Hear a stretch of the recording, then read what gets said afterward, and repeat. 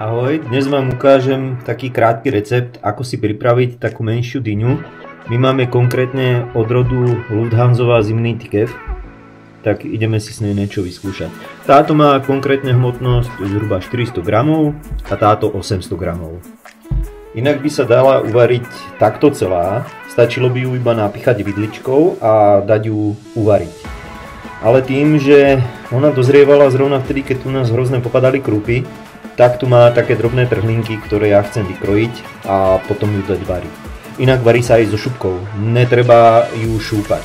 Je to podobné ako je delikáta, takže mala by sa aj podobným štýlom dať uvariť.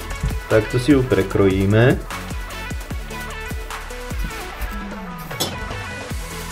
A pekná semiačka vybereme a dáme ju variť.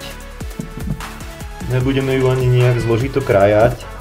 Takto som to vydlabal a do takéhoto malého hrnčeka to dáme. Takže táto sa mi tam vojde, len túto dáme na poli.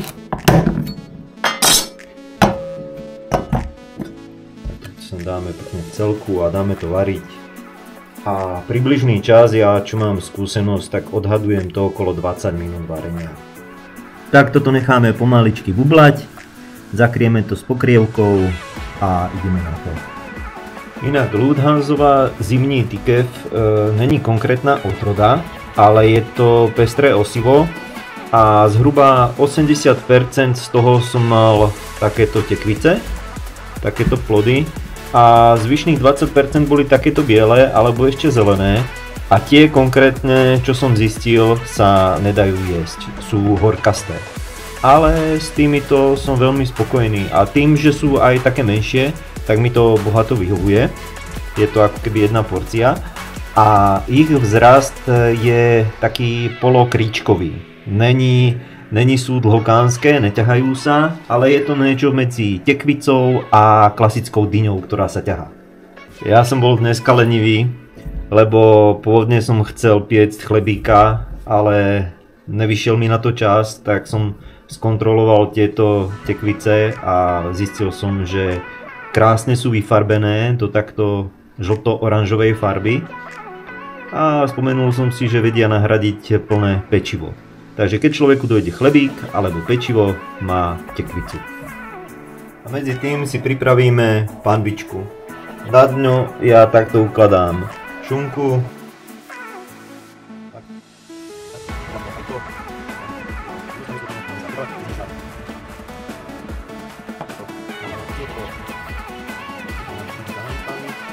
tak. A ešte máme jednu čerstvú joloku, takže tu si tam krásne nakrájame na také kolečká. Krásne nám voní kapsaicínom. To je nádherná vôňa.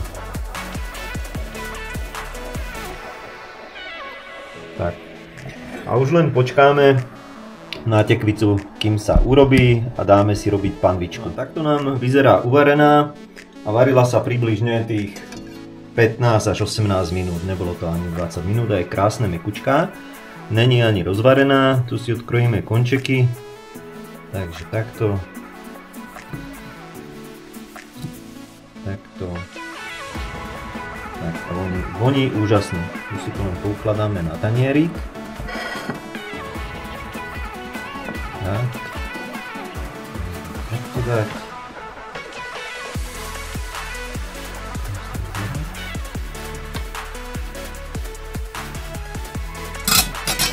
No takto krásne vidno, zvonka je šupka. A už len počkáme na panvičku. No a takto vyzerá naservírovaná panvička s buďolokou a tekvica Lufthansová zimný tikev. A ešte dáme do toho domácu fermentovanú omáčku. Tak. A je to. Ideme papať.